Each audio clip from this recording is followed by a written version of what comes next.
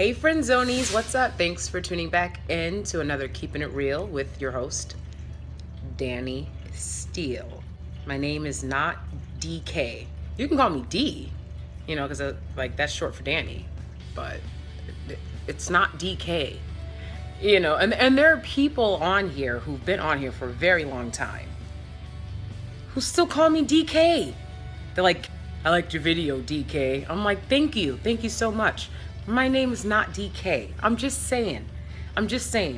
But if you gotta call me anything, okay. But my name is Danie Steele. Okay? Okay. Yeah. I've been talking a lot of shit on Facebook. And when I talk a lot of shit on Facebook, it reminds me I need to make a YouTube video and talk a lot of shit on there. So that's what I'm gonna do. And oh my gosh, this is the wrong place to be taping because you can hear a cat's water fountain like in the background. There it is. Lord. You guys can hear the water fountain in the background. Sorry, apologies. This is stuff that Ken would not tolerate. In fact, I'll just unplug it right now, I guess, because it is going to make noise and it's annoying. Hold up. Just real quick. All right. Oh. All right. Okay. All right. Okay. I unplugged the water fountain. All right, anyway, so I'm back and I'm gonna do a little story time, okay? So I'm doing this story time because I wanna talk more on Keeping It Real with Danie Steele and on the channel in general. I wanna talk more about how Black girls, particularly Black students, from girls to adults, are treated in PWIs and in the workplace. I want to talk more about just those experiences in general. So I decided to do a story time about a creepy coach. And it's no shade. If anybody watches the video and blah, blah, blah, blah, blah, you don't know who it is. Maybe you might. But it's not something that I'm like been harboring on or thinking about even. I just thought about it like today. I want to talk more about how Black girls are treated in PWIs, and based on my experience as a student and as a teacher. So this story time is going to touch on an incident I had with a coach. We'll call him Creepy Coach, okay? And basically, I'm trying to keep it short, all right? Because we're already 4 minutes in now, okay? Okay, so basically, I'm not going to tell you the team that it was on because, hopefully Creepy Coach was just one incident. Like, you tell me. You guys tell me if you think that this was an isolated incident, okay? So, in high school, I was playing on a sports team, and we got a coach, and a new coach or whatever. And this coach, I just felt he was inappropriate. I felt like he was borderline inappropriate a lot of the time, okay? So, por ejemplo, I'll give you a couple of incidences, okay? When he started playing with us, he would be like, I got D, I got Danie, and he would be like on me, but he would be like on me. He'd be like, I just felt like he was too close, and keep in mind, I went to a Catholic school, okay? So everything was very, it was an uptight culture, So I was just very surprised by how hands-on he seemed to be, grabby around the waist. I'm like, don't touch me.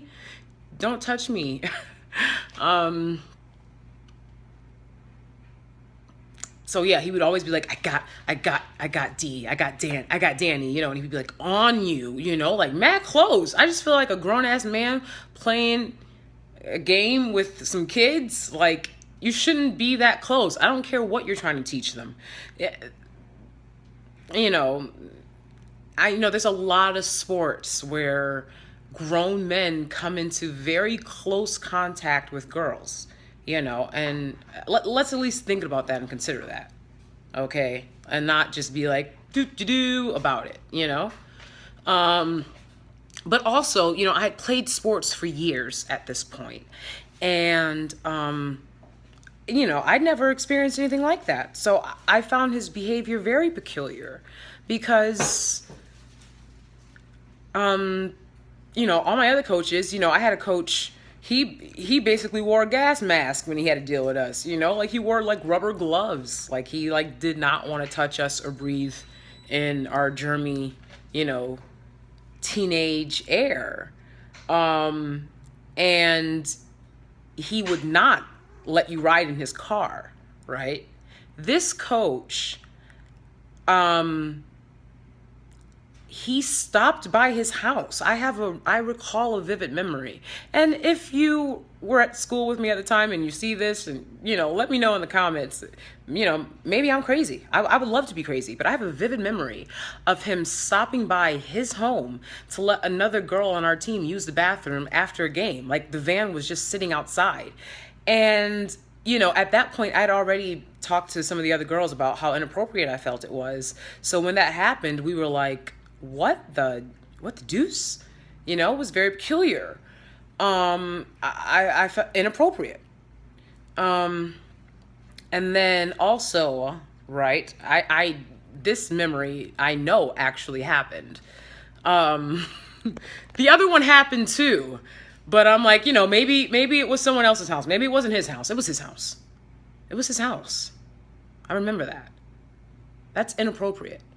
Okay, and another memory I have is, like I said, my other coaches, they would never give you rides home. You know, I lived right down I lived near the school, okay? And he was like, I'll give you rides home. And one of the parents came up to me, a man, one of the fathers of another, you know, child on the team. And he was like, you should not ride in the car with him. That's inappropriate. And I thought it was very weird because I was riding in the car with this other man, you know, and I'm like, I ride in the car with you all the time. But he told me, don't ride in the car with that man. It doesn't look appropriate. That was the first I'd ever been told anything about, you know, and I was not, listen, you know how these teenagers look like this nowadays? I did not look like this, okay? Like, I didn't look like this, you know, so I didn't wear makeup. I didn't wear lipstick, and you know what I'm saying? I mean, I was still gorgeous, but anyways. And I told another adult, I'll put it that way, because I'm trying to make things vague because, you know, it was a long time ago, and, you know, I'm a very vigilant person about my safety. And I always have been. So I'm like, you know, maybe I'm reaching, but I don't think I was. And I told another adult about this, where when you're a kid and something like that's happening, you should be able to talk to another adult that you can trust who's in a position to do something. Well, I talked to another adult about this, and this adult said to me, Danielle, that's a very serious accusation. I said, that's why I'm making it. Also, this coach, so remember that, okay? I'm gonna tell you another thing that this creepy coach did. He called me late at night after a game back into the, like, one of the rooms in the school, okay? It was in the gym. It was in the gym, and then there was like a rec room. He called me into there, and I was like, what do you want? Because I didn't like him. I was like, you're creepy. I don't like you. And I had no filter. Like, when I think about young Danie, I love it because I had zero fucking filter. That's why adults hated me. I had no filter. So I was like, what do you want? And he was like, I just wanted to get you back here. I was like, skirt, what? I was like, back up. I like backed out of there. And like, I just like kept backing away and like walked out, you know? But I feel like one of the points of this is not only how black girls are treated, okay? Because I went and I told an adult that I trusted that I felt this behavior was inappropriate. I didn't say he did this, he did that. I said exactly what I told you guys. You know what I'm saying? And that at least warrants an adult to have a conversation with that adult. And as an educator myself, I've done that. And, I've called out problematic behavior in other adults for the sake of the children. So for that adult to tell me that's a very serious accusation, completely dismiss it, make me feel like, you know what I'm saying? It's like a lot of kids wouldn't have the courage to do that, and you take children's voice and their courage away when you diminish what they're saying, when you dismiss it. And I definitely feel like, if I had parents, one, as you guys know, I am a Fostie, #Fosties, foster alum. So that means I grew up in foster homes. So I didn't have parents. I didn't have anyone to advocate for me. I advocated for myself, and I advocated for myself very strongly. But, it's just not enough to be a little black girl advocating for yourself. When people, when there's white kids with parents, it's like those people are first in line. Your voice is going to be heard last. So I definitely feel like I was dismissed because I was a young black girl, and because I didn't have any parents. And I want to keep in mind not only how young black girls are treated, but let's also keep in mind how these predators try to groom, okay? And I definitely felt like, are you trying to target me because, I don't have parents? I always, like I said, I was very vigilant about my safety. And, calling this stuff out. So we have to teach our children. I'm going to teach my children. You can do as you like. But we have to teach our children how predators try to groom young children, right? Because that's part of the process. Oh, nothing, I just wanted to get you back here. I was like, what do you want? He was like, nothing, I just wanted to get you back here. Get me back here for what? I'm a fucking young ass child. Like, I teach kids. I don't have anything to say to them. If they're not talking to me, I'm not talking to them about their grades, or what they want to do as an occupation. That's just a weird comment to say to a child, and a teen is a child too, you're in a position of authority. I just felt like it was so out of line.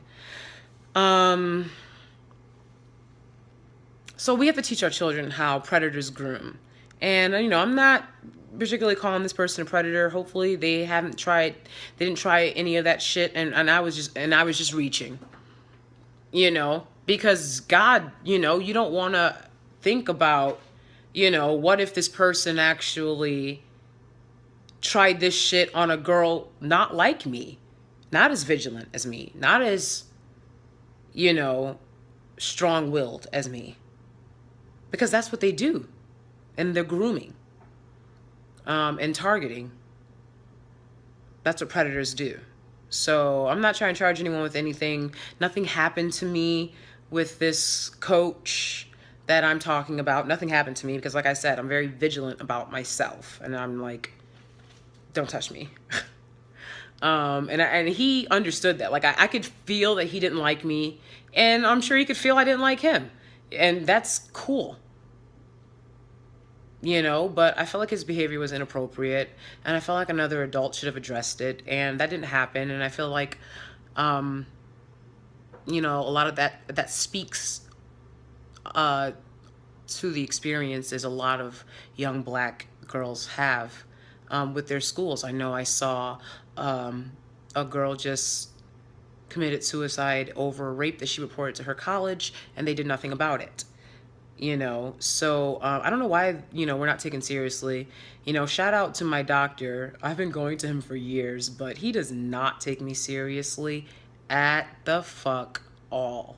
At all. Like, if he doesn't, you know what I'm saying? Like, cause I know I'm just skipping shit, but doctors don't take black women, you know, seriously either. It's like very difficult to be taken seriously, you know. And I literally told my doctor, I was like, just look at me, just think about Hillary Clinton when I'm talking to you. Just think about what would I do if Hillary told me I had these symptoms? You know, what would I do for Hillary? Just think about that, you know. And he like laughed, you know what I'm saying? Because it's a fucking joke to them. But anyways, I digress. This video is over. Yeah.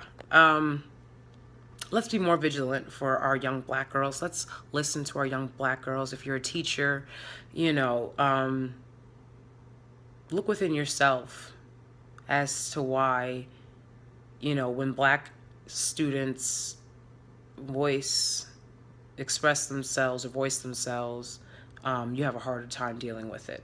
Because that's what I experienced, and that's what I'm going to be talking about on the upcoming Keeping It Reels with Danie Steels. Please subscribe. Please hit the notifications button as well on the homepage there. Hit the notifications button because, you know, I don't take that many breaks. So, you know, I always got a new video coming out, and you definitely want to get with that. So hit that notifications button, hit subscribe, share this video, and thank you so much, you guys, for watching. Thanks for liking.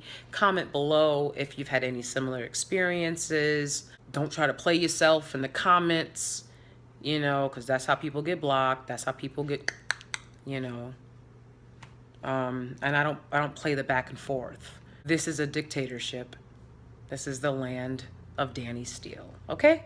So we're going to do it my way here. All right? And everywhere else, it's done all the other ways. We're going to do it this way, my way. And my way is, don't try to play games in the comments. I don't want to hear it.